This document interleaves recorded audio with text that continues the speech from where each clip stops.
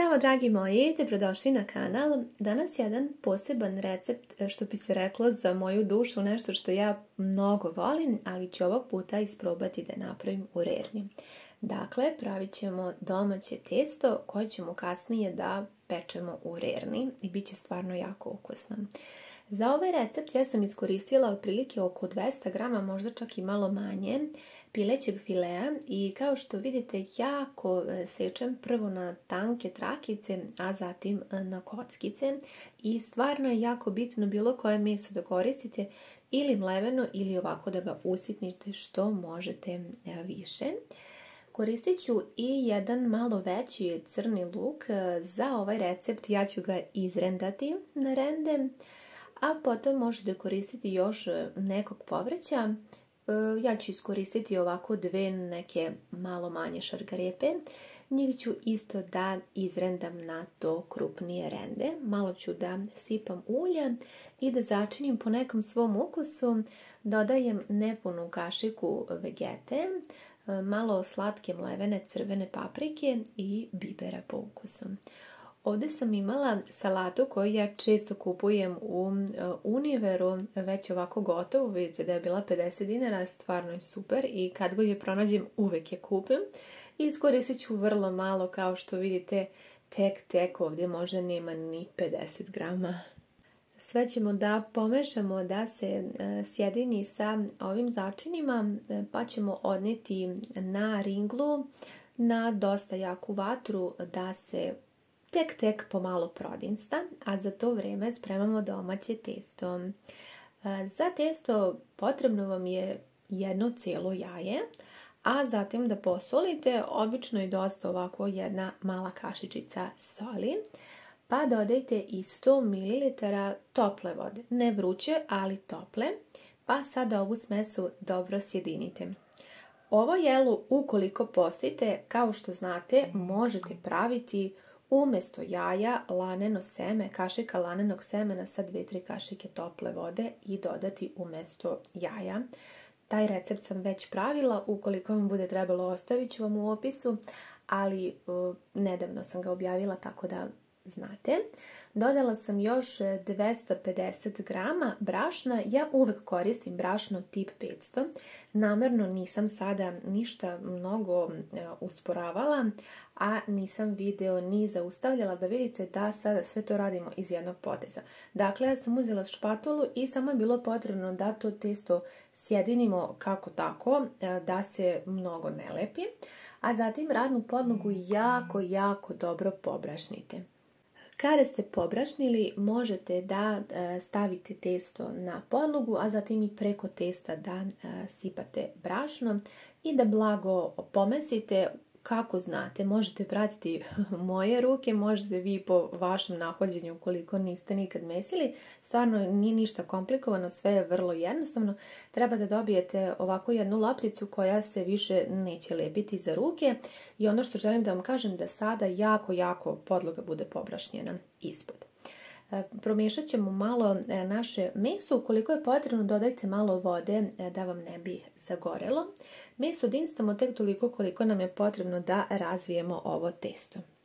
Kada ste ga malo poravnali sa rukama, uzmite neku oklagiju koju imate, najbolje bi bilo ovako neku koja može sama da se okreće, bit će vam mnogo lakše. I kada ste ga ovako malo rastanjili, onda je bitno da uzmete i ove krajeve skroz da rastanjite. Moj neki princip je ovako da zarolam pa da onda ga dobro istanjim. Opet ponavljam, jako je bitno da krajeve istanjite, da vam ne budu debeli za ovaj recept. Ukoliko želite da testo bude jako mekano kada ga budete jeli, ovo testo možete kuvati u vodi slanoj, a možete pripremiti ovako kao što ću sada ja izrednem. Kada ste dobro izradili testo, svo vrijeme vodite računa da vam se ne zalepi za podlogu, znači podloga neka bude baš stvarno jako dobro pobrašnjena i kada ste izradili testo dobit ćete ovako jako tanko. Pogledajte vi sada koliko je to tanko, evo ja ću vam pokazati čisto da vidite. I naše testo je spremno, zaista možete ga koristiti za bilo šta. Meso ću sada skloniti sa šporeta, taman toliko se malo prodinstalo, sasvim dovoljno i spremno je da nadevamo testo. Uzimam jednu ovako veliku dasku koju ću dobro da pouljim i tu ćemo da ređamo naše testo. Eto, ja vam još jednom pokazujem kako se ništa ne lepi, kako je stvarno fantastično. Sada, meni je nedavno stiglo ovo da sam poručila preko AliExpressa još dosta davno, mislim oko Nove godine, ali sam baš dugo čekala.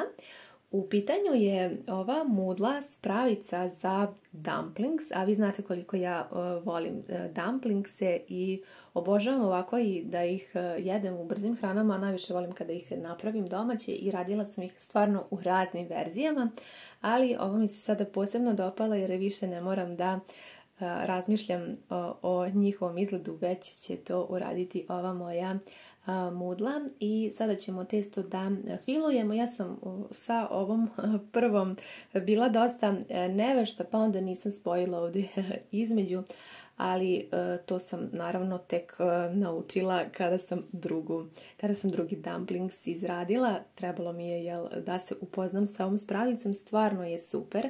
Znam da ima i nekih koje to već rade same, ali eto, meni je ovo bila samo želja da isprobam, da vidim kako funkcioniše i stvarno sam jako zadovoljna. Vi ove dumplingse, kao što sam rekla, možete da kuvate u toploj vodi, a možete i ovako. Znači sada ih ređite na dasku koja je dobro pouljena. To morate da me poslušate jer će vam se sve zalepiti i onda će vam trud biti uzalud.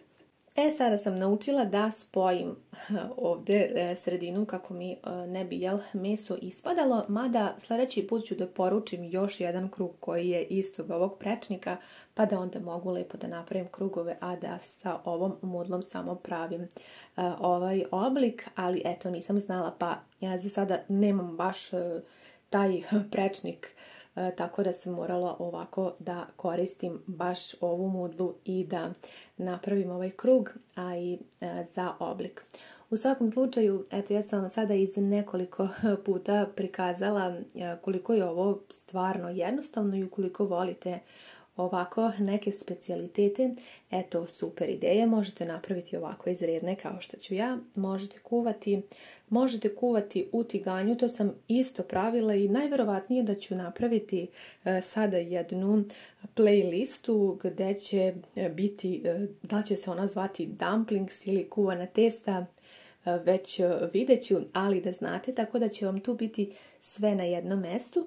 Ukoliko vam je ovo teško i komplikovano i ne da vam se, imate veće recepte koji su mnogo lakše u smislu da ne morate da radite ovako sada dumpling oblike, već vrlo jednostavno samo da presečete nekako i da filujete, tako da odvoljevam.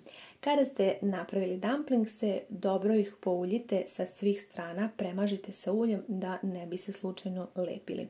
A mi sada uzimamo našu tepsiju, moja je dimenzija 20 x 30 cm, može slobodno biti i manja i veća, sasvim je sve jedno. Dodala sam ovdje malo paradajz pirea, vegete i malo ovog mešanog bibera i boseljka, pa ću da sipam 250 ml pavlake za kuvanje. Zatim ćemo pripremiti i nešto povrća. Koristit ću jedan crni luk koji ću da sečemo ovako na tanke karike.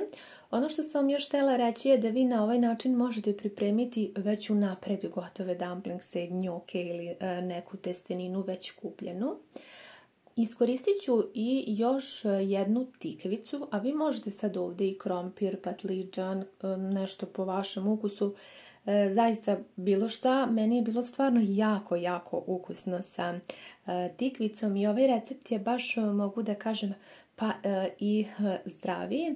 Malo ćemo da pomešamo sada sve ove sastojke i možete sipati još 100 ml paradajz soka. I sada slijedi ređanje dumplingsa. Ja ne mogu da vam opišem koliko sam uživala u pripremi ovog recepta. Inače, jako volim da gledam recepte sa dumplingsima i ovo je moj omiljeni recept, odnosno sve vrste domaćeg testa kod mene su uvek broj 1. Ovo testo možete da pečete onako i samo na ulju i na tiganju. Mogućnosti su razne. Ukoliko volite, igrajte se i isprobajte što više recepata pa vidite koji vam se najviše sviđa. Preko sipajte vodu. Ja sam sipala 500 ml vode. Fazon je u tome da samo prekrije voda vaše testo, tako da ne morate se obazirati na količinu vode, već da pokrije prosto voda to vaše testo. Odgore možete da pospete još malo nekog seckanog paradajza, paprike, nekog povrća, a u suštini i ne morate, nego prosto ja jako volim kada pečem sva jela iz rerne da stavljam uvijek kao kraj paradajz. Pečete u rerni zagrejanoj na 200 stepeni oko pola sata, ali vi proverite. Količinu tečnosti vi odredite sami. Ja sam želela da napravim ovako da se to sad lepo zapeče i da dobijemo kao neke lazanje, pa da ja sad to mogu lepo da izvadim iz rerne. A mogli ste da dodate i više tečnosti pa da bude kao recimo neko varivo. To sad zavisi od vašeg ukusa i kako vi volite. U svakom slučaju, kao što sad vidite koliko lepo izgleda, duplo je ukusnije. Verujte mi na reč, stvarno je toliko mekano to testo da sam ja uživala u svakom trenutku od pripreme, pa i evo sad u degustaciji. Mi ćemo da isprobamo prvi dumplings zajedno. Nadam se da vam se dopada. Posebno mi se sviđa što ima stvarno jako mnogo povrća, nema mnogo mesa, a opet je prilično zasitno i ovo je kao neka malo zdravija verzija lazanja, pa ukoliko volite da istražujete, ja vam svakako preporučujem od srca da ovaj recept isprobate. U suštini vi ste mogli samo da razvijete testo u 2 dela i da ga filujete i da pospete od gore vodu i da vam bude jednostavniji recept.